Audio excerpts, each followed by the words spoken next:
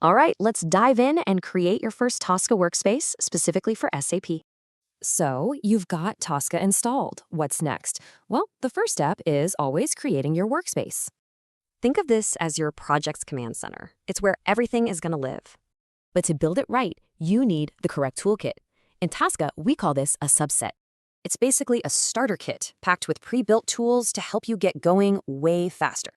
And here's the thing. Choosing the right toolkit is absolutely crucial, especially for SAP. The standard one is great for web stuff, but for SAP, you need those specialized tools. So make sure you've got that special sap.tsu file downloaded and ready to go.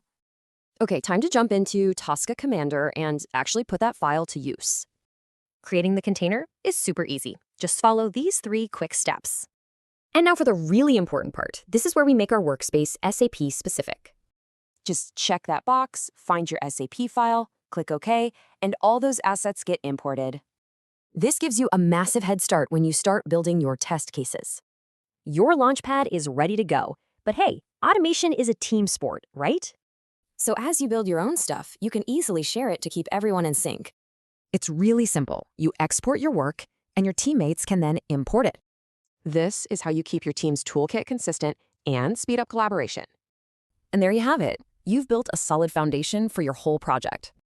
Your Launchpad is built. Now you're all set to start creating some real SAP test cases. So now that you're ready to go, what's the very first process you're going to automate?